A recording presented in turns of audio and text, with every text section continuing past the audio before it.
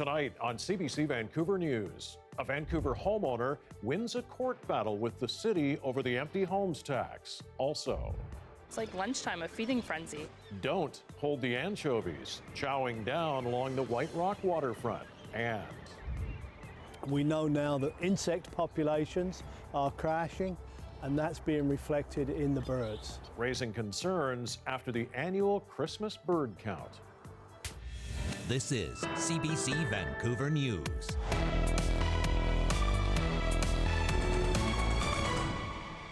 Good evening. The owner of one of the most expensive properties in BC has won a court battle against the city of Vancouver. The city's empty homes tax won't apply to the Point Grey home, at least not yet. Our municipal affairs reporter, Justin McElroy, joins us now with our top story. And Justin, this owner was initially told to pay, so why has that been overturned by the court? That's right, Mike. This home was purchased in 2015 and since then had been vacant. Was assessed last year at $27 million, only $10,000 for the home, of course. And under the city's vacant house tax, if it's unoccupied for over 180 days a year, people have to pay the tax, valued at 1% of the value of the property, unless they meet certain conditions and apply for an exemption. In this case, the homeowner applied for the exemption, saying that she was in the middle of getting permits from the city and in the middle of doing redevelopment, that there was asbestos on the property. The city denied her request, and then when she went back and asked for an appeal, which is allowed under the legislation, the city denied that, but did speak with the appeal board about the permits that were happening and underway. So essentially, the court ruled that that was illegal, that they had to provide her the same benefits that the review board provided the city of Vancouver, and struck down the tax, about $249,000, and said that a new hearing, one that both the homeowner and the city can agree on, needs to go forward. So it is on a technicality. This tax is still considered legal. There was no question about that. And remember, for people that might be affected by it, it's going up next year from 1% of a property's value to 1.25%. All right, but in this case, no tax, at least not yet. Thanks, Justin. Thanks, Mike. And while that tax is rising, another in BC is being wiped out entirely.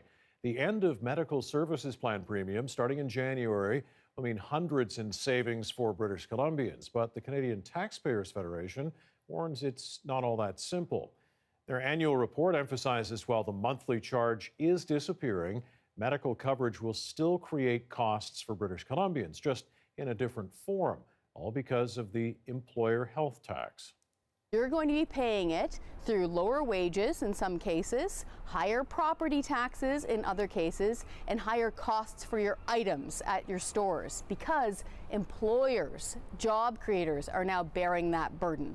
And the CTF is also highlighting that the carbon tax is rising in BC in 2020. Now to Surrey, where RCMP officers spent the day investigating after shots were fired into a home in the Fleetwood area. RCMP say a call came in about 9:45 this morning. Someone reporting they heard shots fired in the area of 85 Avenue and 167th Street. At least one bullet went through the glass of a window at the front of the house. No one was injured. Investigators are now working to identify a suspect. Police say early indications show it appears to be a targeted shooting. Canadian National Rail crews are cleaning up a section of track in eastern BC after a train derailment. The train spilling some of its cargo, potash fertilizer, jumped the track near the Alberta border yesterday. At least one of the train's 26 cars plunged into a lake. Experts are now working to determine if there's an environmental impact. No injuries have been reported. Well, the White Rock Pier is that city's biggest attraction, but for the last little while, it's been what's going on in the water that's been drawing big crowds, not the pier itself.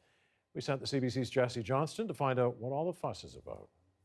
The White Rock waterfront is famous for three things: the pier, the great big white rock, and seagulls. But this many seagulls? That's new. It's amazing. There's so many birds out here. It's like lunchtime, a feeding frenzy. And the seals? Well, they're drawing a crowd too. And they're not even the main attraction. You know, I honestly haven't seen anything like it in the past 15 years that I've worked here. It's these big creatures that are turning heads. So today we've had a bunch of sea lions outside, like the big giant sea lions, opposed to the harbor seals that we've normally had. For the past month we've had them with all these crazy bird activity as well. This isn't the first time young northern anchovies have schooled near the pier. From time to time, they live here until they're old enough to go out to sea.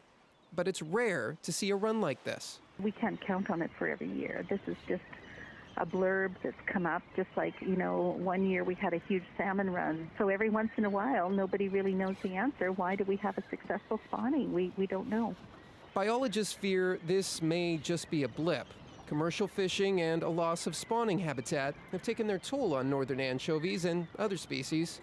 But hopefully, this is a good sign of things to come. Jesse Johnston, CBC News, White Rock. Concerning predictions tonight about the world's bird population. New numbers from the annual bird count reveal extinction rates are 6 times higher than previously thought. That's the finding of a new global research project that includes the work of a Simon Fraser University professor. But as the CBC's Tina Lovegreen explains tonight, it's not all doom and gloom. For years, George Clulo has been part of the annual Christmas bird count. We're now in the 120th year of doing Christmas bird counts. So it's a very important census because it has such long-term data. It's the longest data set of any bird count in the world, actually. And the count reveals a lot. The birds are top members of the food chain, and so the numbers of those reflect how healthy the environment generally is. The patterns on the continental scale have been noticeable. That there are way more on the declining end of things than there are on the increasing end of things. And a new study forecasts the risk of extinction is 6 times higher than previously thought.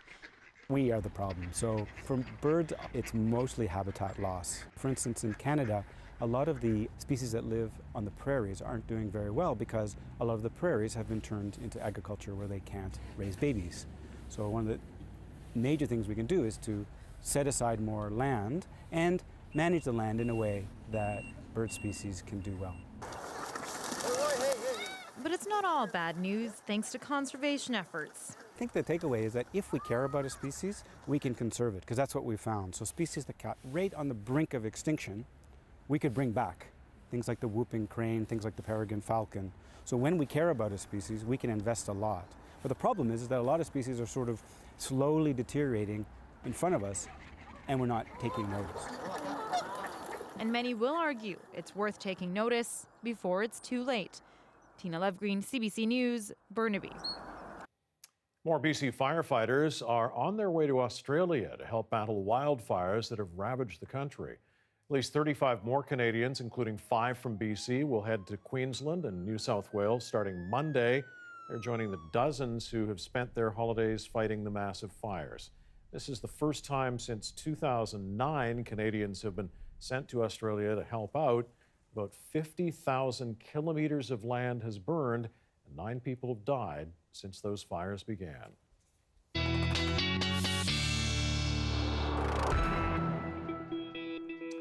First check of the forecast. The weekend is almost here, and kind of doesn't really feel like a Friday though, does it? It doesn't. This is this weird transition period between Christmas and not quite New Year's, and now it's a weekend. But it was a dull one. Exactly, it really was. And you can see here by the satellite and radar imagery, just lots of cloud cover, but not much of anything else. Any bit of rain or precipitation has been falling over southern portions of Vancouver Island, but that was really about it. And if you've been wondering, I've been keeping track. We've had about 131 millimeters of rain so far here in Vancouver for the month of December, and that means we are very, very close to our average. And I do believe that, as is tradition with the rain that is going to be coming this weekend, yes, on Saturday, we may be seeing those totals get even closer to those averages. Temperatures right now, this is about the warmest that we've been all day, 5 degrees, a bit on the chilly side, even for us here. But here's a look at your forecast throughout this weekend. So as we go through tonight, you could maybe expect a few isolated showers here and there, but I don't really have a lot of confidence in that. By contrast, come Saturday, that's when it's going to be fairly cloudy throughout much of the day, and we are definitely going to be getting into some rain. We're looking at highs of around 6 degrees or so, and that's seasonal for this time of year. Sunday, by far, though, this this is the trickiest day of the weekend to forecast. My gut's telling me it is largely going to be a cloudy day, but you're going to notice 8 degrees is a daytime high. It might even get a little bit warmer than that where you are. So I'm going to give you the full breakdown for why this forecast is the way that it is when I come back. All right, Brett, talk to you then. Thanks. You're welcome. And a reminder, you can watch this newscast live on CBC Gem. The free app is also where you can find other CBC programs. And CBC Vancouver is also on Facebook, YouTube, and Instagram. Disaster shortly after takeoff. Investigators combing through the wreckage of a deadly plane crash in Kazakhstan. Those details next.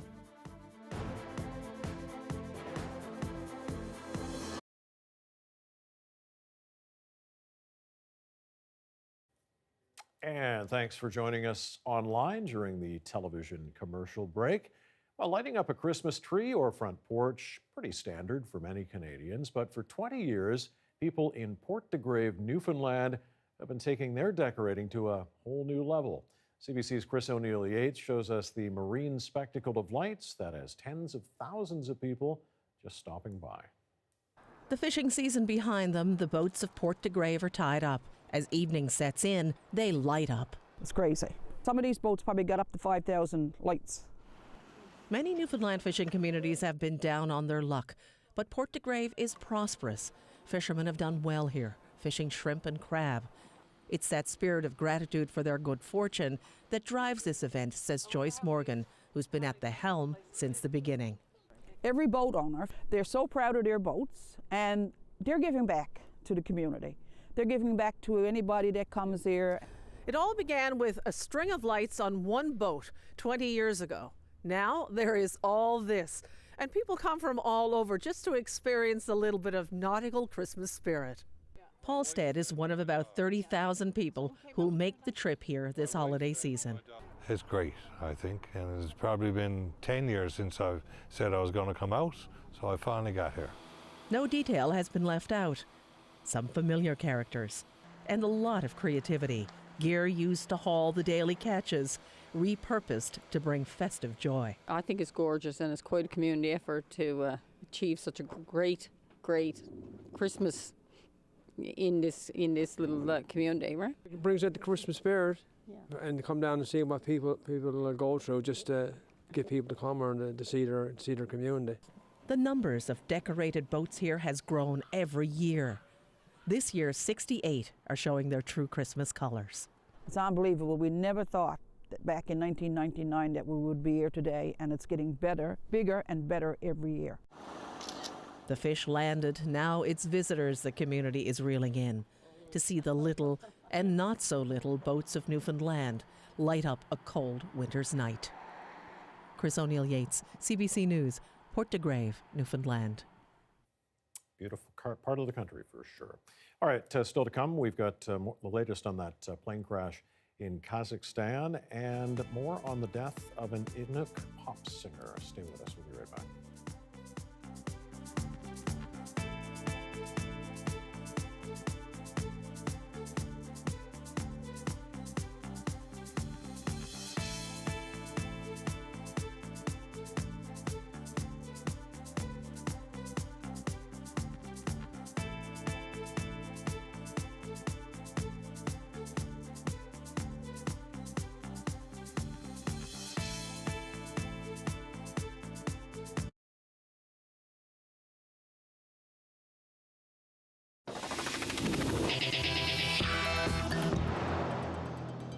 Investigators are trying to figure out what caused a deadly plane crash in Kazakhstan. The jetliner carrying 98 people struggled right from takeoff, crashing through a concrete barrier and into a building, killing 12 people. As the CBC's Carolyn Dunn reports, dozens of others were injured, some who now have harrowing stories of survival. A dramatic rescue of a baby boy discovered cradled in the arms of his injured mother. Amazingly, not the only story of survival. I was sitting next to emergency exit. Aslan Nazaraliev says from his seat he felt the plane first sway, then vibrate violently. Screaming, kids are crying, only sound of people panicking. in the plane. The Fokker 100 commuter plane crashed, first into a concrete fence, then a two-story house. Nazareliev says many seated around him in the wreckage were dead, but not all. We were lighting the cell phone lights, so helping out each other, so because there was a high risk of fire. Fortunate experts agree that the wreckage wasn't ignited by highly combustible jet fuel. The low-cost commuter flight was taking off from Kazakhstan's largest city, Almaty, to its capital. The fatal flight would last only 19 seconds. And now authorities are left to piece together what went wrong. Kazakhstan's deputy prime minister revealed the plane's tail touched the runway twice during its takeoff attempt. Aviation expert Phil Seymour explains that could indicate the pilot was trying to adjust. Then potentially that they could pull the control wheel back so far that it causes a tail strike of the aircraft. Investigators will examine whether human error or mechanical failure played a role. Another possible clue? Survivors say the wings were icy when they scrambled out of the downed plane. Perhaps the black box recording reportedly recovered will solve the mystery. But one thing is already clear. It looks like it was very lucky that a lot more casualties didn't occur here. The dozens who survived this brush with death would surely agree. Carolyn Dunn, CBC News, London. Tributes are pouring in tonight for Inuk pop singer Kelly Fraser. The 26-year-old from Nunavut died earlier this week. It was Fraser's rendition of a popular musical hit sung in Inuktitut that first got her noticed. But as the CBC's Karen Pauls explains, her advocacy for Indigenous rights, particularly for Inuit women and girls, is what she'll most be remembered for. As he sits in his Ottawa music studio, Thor Simonson still can't believe Kelly Fraser is gone. It's an enormous loss.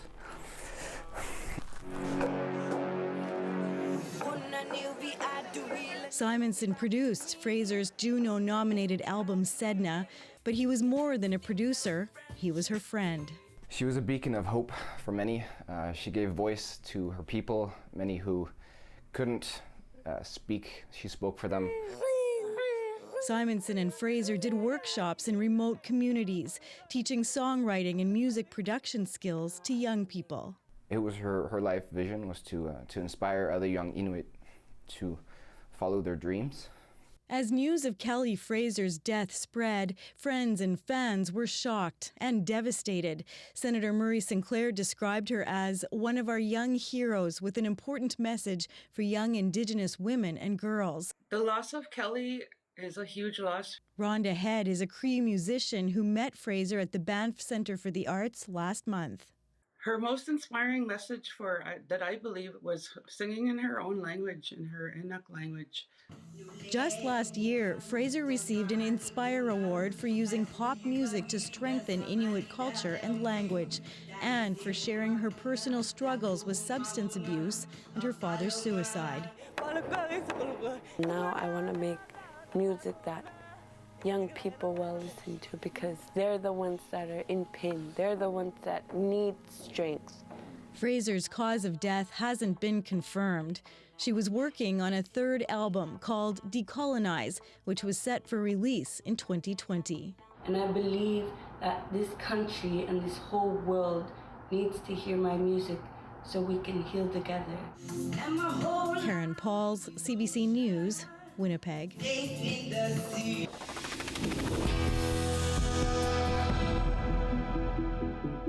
The Governor General has announced the newest appointments to the Order of Canada. And among the 120 new appointees, politicians, athletes, and journalists, as well as scientists, community activists, and one legendary Hollywood director. CBC's David Thurton reports. Outstanding. Whether it's classics like Avatar or scenes from the doomed Titanic, a Canadian has been behind these box office hits. But even with all his international acclaim, news James Cameron is joining the Order of Canada caught even him off guard. Well, I was kind of shocked. It's out of the blue, and I don't know whose idea it was, but look, I'm definitely honored. Along with Cameron, former Prime Minister Stephen Harper will be inducted. Both join the ranks of other famous Canadians who've received one of Canada's highest honors, but also thousands of Canadians of a different fame. They're magnificent runners, incredibly fast, about 35 kilometers per hour. Little was known about giraffes until Anne Innes-Dagg traveled from Toronto to Kenya in the 1950s to study these giants of Africa. And little was known about the struggles she faced back when universities wouldn't offer the female researcher a permanent position because of her gender. Now, a new documentary and the Order of Canada sheds new light on her story. Well, I think men and women equally should be allowed to do whatever they wish and be given encouragement in the same way. Blew me away. It's still blowing me away. Like, I still can't believe that. It was such an honor, right? Johnny Isaluk is one of the new inductees as well. The Nunavut-born actor was featured in roles such as this Inuktitut short and CBC's Murdoch Mysteries. He's also a motivational speaker to youth. No matter what we go through in life, you know, like it's up to, basically it's up to us, right? I've had my struggles in my life. I still have them today, but I work at never giving up. Isaluk hopes to use his elevation as a way to inspire others. David Thurton, CBC News, Ottawa. Well, many of us spend a lot of time these days binge watching television or movies on any one of a number of streaming platforms.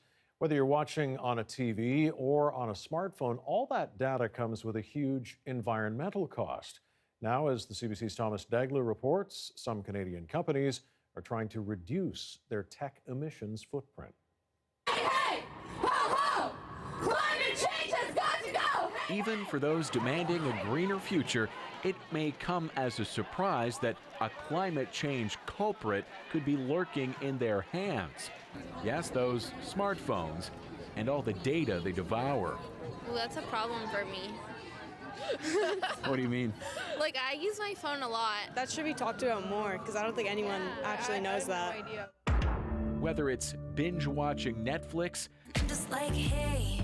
streaming songs on Spotify, or downloading any other app, those gigabytes come from somewhere, usually a giant data center, a key part of the tech industry's massive appetite for electricity. That's equivalent to all of the energy that we use for our entire aviation system. So the greenhouse gas implications of that are potentially really significant. What some call the cloud really looks like this: racks of servers storing and delivering data, high-capacity computer equipment that needs cooling, using plenty of power along the way. The cloud is living in locations like this where information is served up to consumers. We got a rare look inside a 675,000 square foot data center, Canada's largest, and one with a story of its own. To give you a sense of the size of this place, this whole area once housed Canada's biggest printing press for the Toronto Star, and as a reminder of how information has gone from paper to digital form, this whole area has been cleared out to make room for even more servers and cooling units. The company, Digital Realty, is harnessing Canada's climate and reducing its carbon footprint with these rooftop cooling units. The heat exchange wheels take fresh air to cool the servers downstairs. It's an imperative that's coming from our client base. They want us to offer these green energy solutions. They're not alone. Renovis is taking a different approach, developing microscopic laser-based technology to connect data centers more efficiently. The hope is to reduce electricity use by up to 80%. As the demand for bandwidth is growing, you will not see any change in your user experience. But underneath, there's a lot of work at physics level being done. Without greener action, the tech sector could one day surpass aviation in overall emissions. Something to consider with that smartphone in hand. Thomas Dagg, CBC News, Toronto. Well, after 4 years on the job, Andrew Weaver is stepping down as leader of the BC Green Party, which means 2019 marks his last year-end interview. His chat with Anita on taking a step back from politics. Next.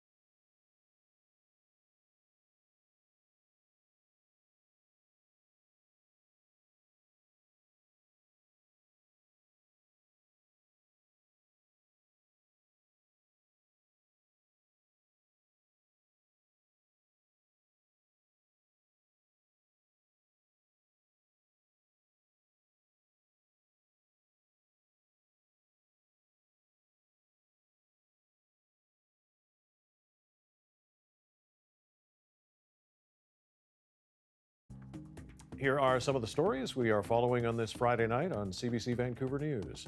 The owner of one of BC's most valuable properties won't have to pay an empty home tax of $250,000, at least not yet. The BC Supreme Court Justice has ruled the City of Vancouver was wrong when it slapped the tax on a $27 million property on Vancouver's Belmont Avenue and is now ordering the city to undertake a new review.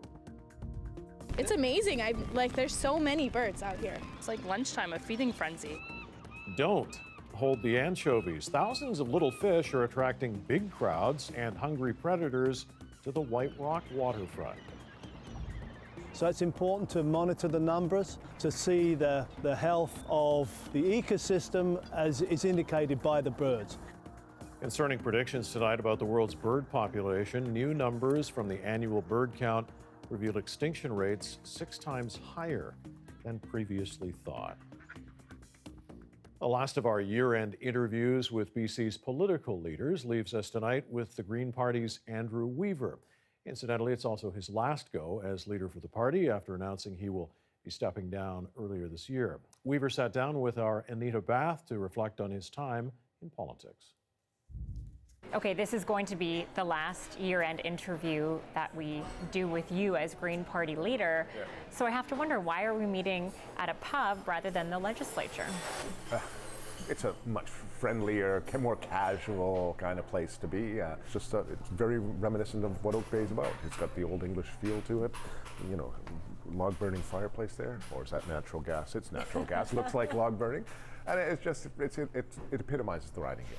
Your time in provincial politics, your time at the Ledge, relatively short in the grand scheme of things. So why leave now? People may say you have a lot more to do. You have that momentum. I think it's problematic when people have been there for a very long time. I think you begin to get a sense of entitlement and forget why you're there in the first place.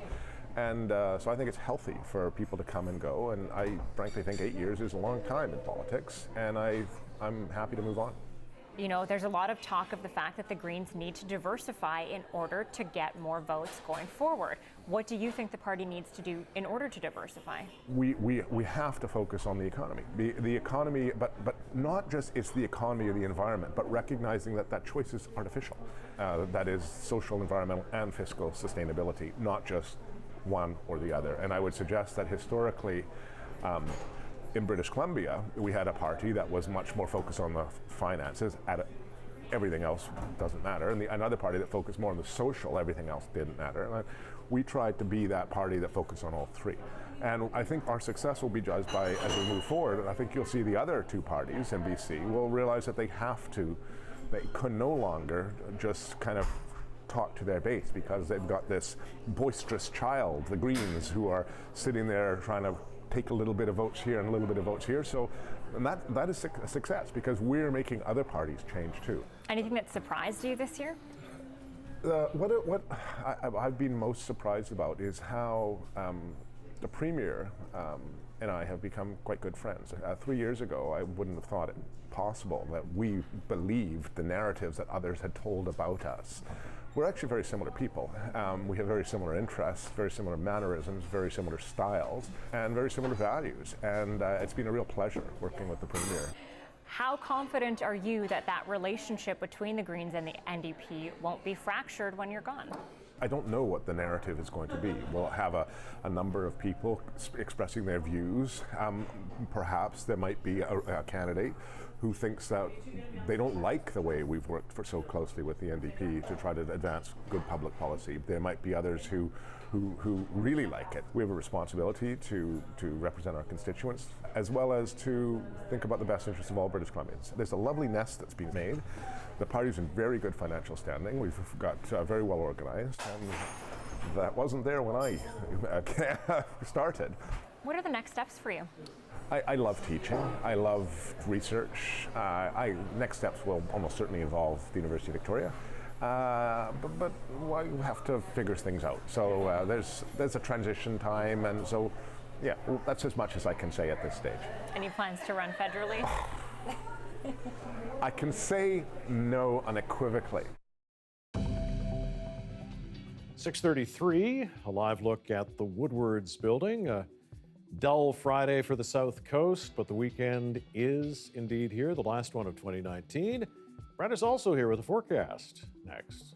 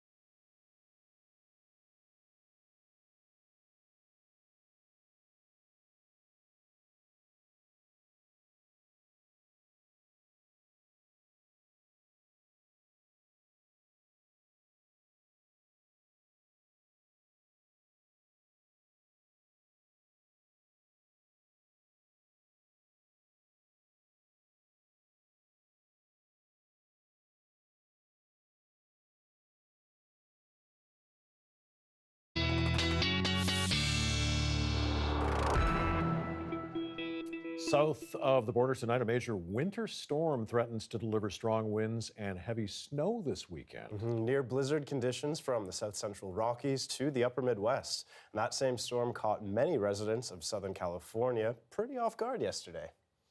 I love the snow. I feel like it's a Christmas miracle. Well, many took advantage of the rare snowfall to play outside, making snowmen and tossing snowballs at their friends. But the storm did wreak havoc for drivers on several vital roadways near Los Angeles. 2 major interstates were shut down, causing hours of delays and leaving travelers stranded in bumper-to-bumper traffic. I mean, there's no real surprise for people in LA to be stranded in bumper-to-bumper traffic. Well, but yes. With the snow, it adds A an difference extra. underneath the tires. There, Yeah. Yes. What do they call it? Snow cowl? Yes, exactly. See, it catches on. Yes. And our snow, of course, is where it belongs. Exactly. Up in the mountains, In the although mountains. there were some higher elevations that got a bit. We did just last night. I want to show you that actually, what it looked like. Mere 24 hours ago, this was in Coquitlam, or more technically, the Burquitlam station there. Seeing some of that wet snow falling, and certainly on Burnaby Mountain as well. That was a common sight for many. It didn't last for very long. We ended up getting back into the regular sort of drizzly pattern for much of the day today. But I do want to stick with the snow theme here and mention for the fact that we have a special avalanche warning right now issued from avalanche.ca. It is in the far southeastern portion of BC. So this would be the Purcells still going out into the backcountry, just really not recommended. Very unstable conditions there, and the risk for human-triggered avalanches is certainly very high. Now, across the province, we are dealing with a lot of adverse weather, in fact, and sticking with the snow theme, rain and snow is going to be common for places like Terrace and even Prince Rupert, potentially accumulating upwards of 10 centimeters of snow overnight tonight into tomorrow. And if that wasn't enough, the winds themselves are going to be blowing pretty fiercely, especially for Haida Gwaii. We could be seeing local wind gusts there at approaching about 90, maybe even 100 kilometers an hour throughout the overnight period tonight. Now, this is all thanks to a fairly major storm that is making its way from the Pacific closer onshore as we speak. Going to be bringing heavy rain for places like Haida Gwaii, and I mentioned certainly that snow, a real possibility for places like Terrace. And then closer to home here, this is how our Saturday is going to play out. It's all linked together. We're going to likely see some showers throughout much of the day, and our North Shore mountains should be getting a few centimeters of snow. And then come Sunday, this is going to be a bit of a transition day, slowly easing up in the precipitation, but it is likely going to be at least cloudy. Now, our freezing levels here, unfortunately, this is not good news. We're seeing freezing levels rise to about 1,700 meters come Sunday, so that is not going to be good because that means maybe some rain for the very tops of the mountains by the weekend. But it will be mild down here, so if you do have plans to go out and about on Sunday, we'd be looking at daytime highs right around 8 degrees or so. And the only sunshine in the forecast that I really have any confidence in whatsoever, well, that's going to be Monday. So that's about all you get. It's the best that I could do. I really wish it could be more than that, but this is just how it goes. Well, your 2019 string of Saturdays, Yeah. dreadful Saturdays. I know. I'm going to have to do the math and calculate how many by the end. Maybe not. Maybe not. That's fair. We There's don't still need to know. 2020. Exactly. Exactly. Yes. Okay, as Brett mentioned just a short time ago, a special avalanche warning remains up here in BC, but it's not just backcountry users facing heightened danger. No, I mean, naturally, many of BC's highways, they wind through steep mountain passes prone to avalanches themselves. Well, Tina Lovegreen went to the Kootenays to follow the avalanche control technicians that are keeping traveling on our highways safe. Up two. So this will be Bravo 1 first. Here we go. This is going to be a loud one. Never gets old, that's for sure. That's going to make a good avalanche.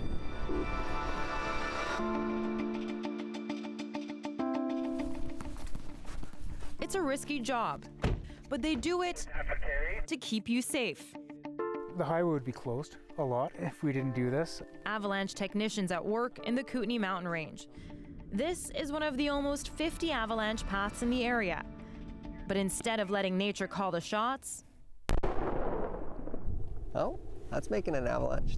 Listen to that too, eh? they force the avalanche to come to them. Kootenay Pass 10, 7-1. Yeah, you'll probably need a couple of loaders for this. The 6-member team uses state-of-the-art technology. It's called the GAZEX system. The magic. 24 cannons installed permanently on the mountainside, detonated from a laptop a safe distance away. The system is efficient, accessible 24/7, no matter the weather. It's the largest program of its kind in Canada, and it's expanding. One of the projects that we have going on this summer is there's an avalanche area called 35 Mile, and it's about 30 kilometers west of Terrace, BC. And we're putting in a remote avalanche control system there. It's a very, very challenging place for our avalanche crew. The ministry began investing in highway avalanche control in the 90s after a string of fatalities. In 1974, a cafe west of Terrace got hit by a natural avalanche, killing 7 people. And in 76, 3 people were swept away in a convertible driving on this very road. While they use the cannons 95% of the time, they still need to use helicopters, attacking areas from the air the cannons can't reach. The explosives are made on site. They'll need 36 for today's heli bombing mission. Do you ever think you'd be building bombs? Probably not. Probably neither did my mom.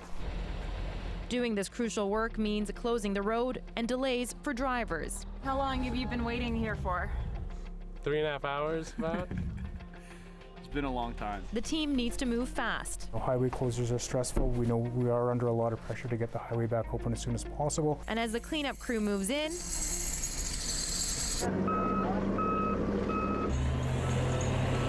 the team waits for the sun to warm up the other side of the mountain. More blasting needs to be done. The trick is it's about timing. So it's not about racing against the time, but it's about hitting it at the right time. If they blast too early, they will fail to trigger an avalanche.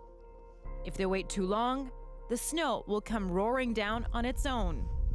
And it sounds like we're going to be open in the next 15 to 20 minutes. So after 4 hours, the highway reopens. Before firing cannons and dropping heli bombs, other work needs to be done. No precip.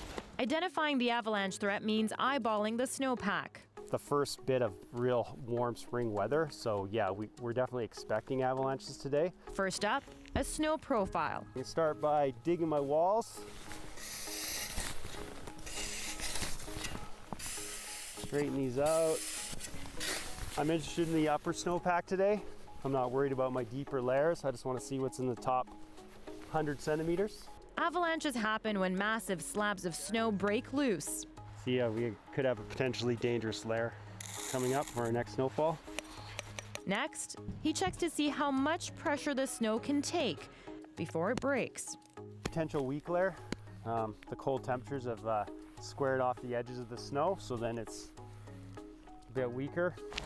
Invaluable information that technicians need to ensure the safety of one of North America's most dangerous highways.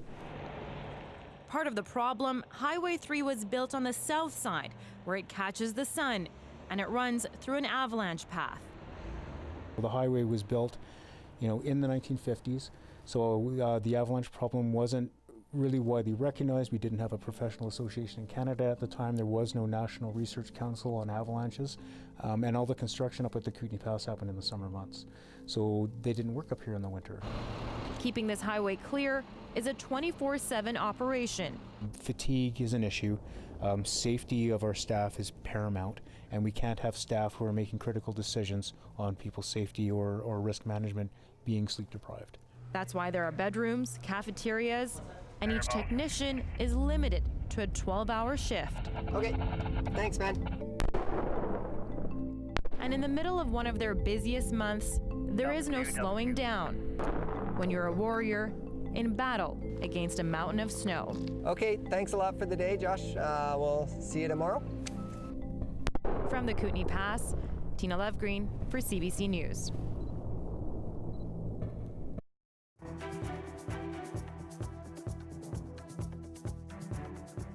Up next, the latest Star Wars flick's latest controversy, the apparent fall of a lead character of color in the iconic franchise, practically erased from the narrative, is sparking a backlash.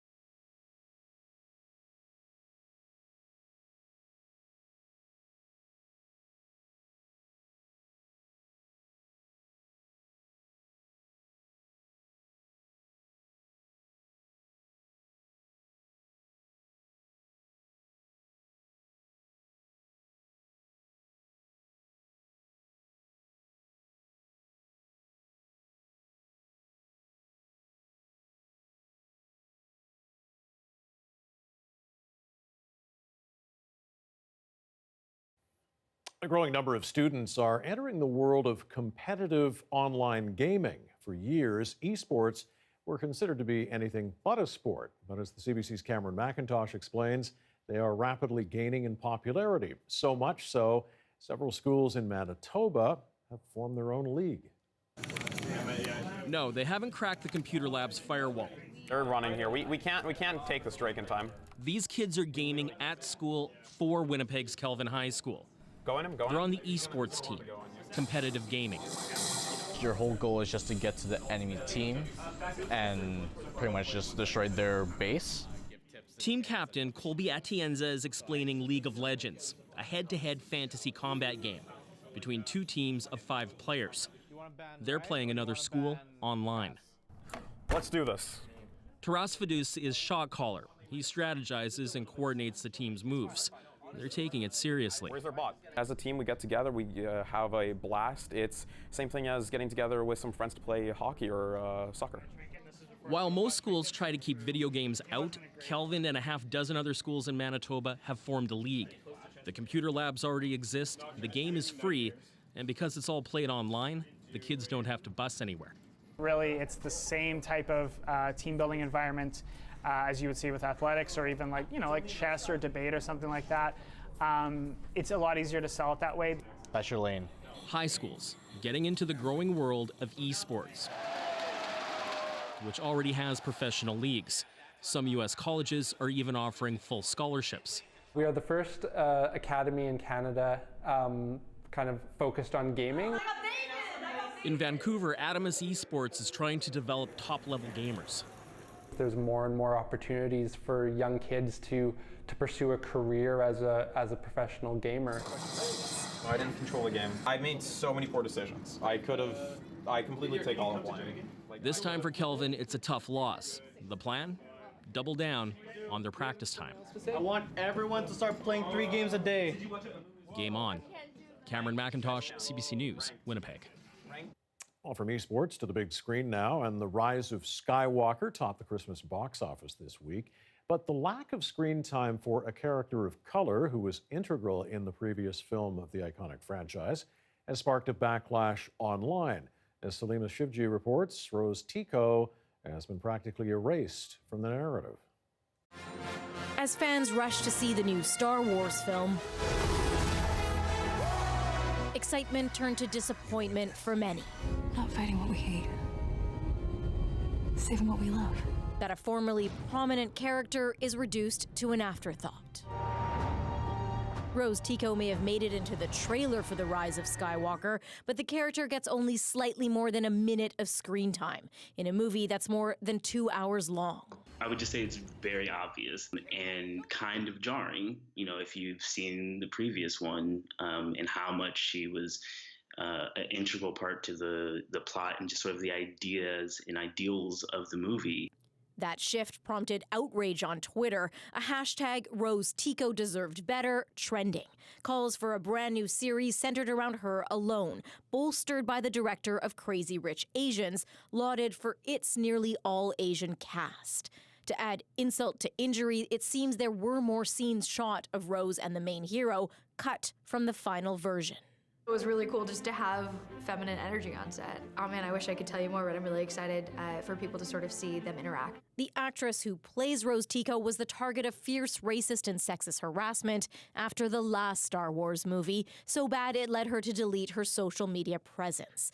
Some say sidelining her now looks like the Star Wars world capitulating to bullies. Even so, this latest controversy could actually reinforce calls for more meaningful change, even in long-running movie franchises.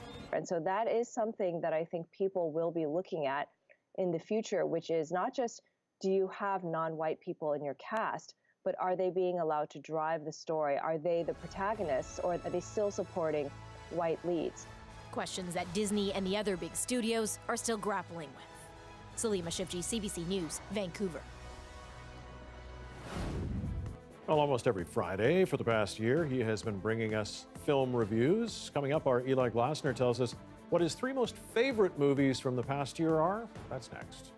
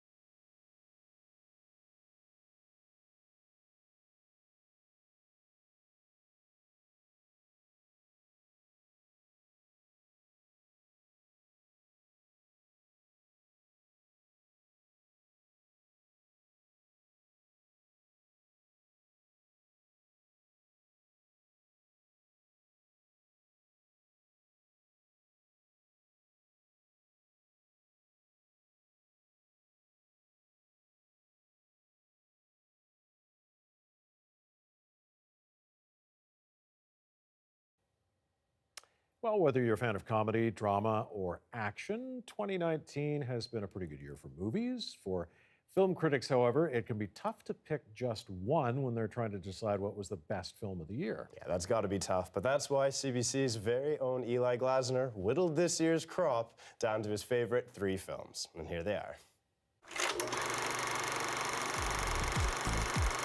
Yeah, we know it, keep going. I came straight up the stage up a glass door. Excuse me. Oh, what? Oh. What? Missed ya. I missed you. I missed you so much. In one night. It probably won't surprise you to hear that John Hughes movies were a big part of my upbringing. I mean, Ducky. We all love Ducky, right? Okay, I love Ducky. And you could see Booksmart as kind of a modern update of that high school teen formula. The last day of school. Are you kidding me, Samantha? But there's so much more going on with this film. This is about 2 friends who've judged the high school crowd around them until one night they start to see who they truly are. And the beating heart of this film is that friendship between those 2 women, and one heck of a first feature from Olivia Wilde. You ever show up late? No. Do you have any moving violations? No. Do you drink on the job? No. You ever hit anybody? On a job? Yeah. I don't think so. All right, let's get this out of the way. The Irishman is long. It's supposed to be long because it forces you to spend that time with Frank Sheeran as he navigates his way in this world of gangsters and teamsters. And after all the blood and talk is done, what it's about is time ticking away as this hitman who took so much from others finally makes his peace. I'm trying to give you the tools to succeed in this world. It's not easy out there. Everything I do is for y'all. Everything. From Joker to Parasite, Hustlers, Knives Out, and Motherless Brooklyn, again and again for me, the theme of 2019 was the various ways we divide ourselves, whether it's shattered societies or souls. And that theme is present in my #1 film of the year, Waves. But here, the trauma is personal. It begins with a family brimming with potential. The father-son bond is strong, but too much is left unsaid. And in those spaces, that crack widens until utter destruction. Come on! You pushed him! What a difference. I'm sorry. With a roving camera, a blistering soundtrack, and actors at the peak of their emotional range, Waves shows us a family torn apart. But then the next step, the hard part, the healing. It's been hard, hasn't it? Let go of a prayer. The end, it's something the dad says. All we have is love. All we have is love. That's what it's about, the love. And that's what I loved in 2019. Eli Glasner, CBC News, Toronto. Well, I feel a little bit embarrassed myself because I can't say I've seen any of his top 3. Yeah. Which is unfortunate, but have you? Well, no, you're right. It happens to me every year. I'm like, oh, I haven't seen that or that or that. Right. Waves, we haven't really heard that much. I don't believe so. Yeah. I wonder Book if that club was for just sure. But no, I've seen The Irishman, all 3.5 hours. That is of a it. commitment. It was very good. All right. I get it. Would you recommend it, though? Absolutely. Okay. For sure. I'll probably tackle if you've that got one. the time. Of course. Well, that's what the holidays are for. Well, we're out of time. Thanks so much for watching tonight. You can always watch this news program at cbc.ca/BC. We're back at 11 o'clock tonight, right after the National. We're going to leave you with some pictures. I think Ben Nelms took these, didn't he? Yeah, I think so. The North Shore. Some tubing and... nice and festive. Absolutely. Have a great weekend.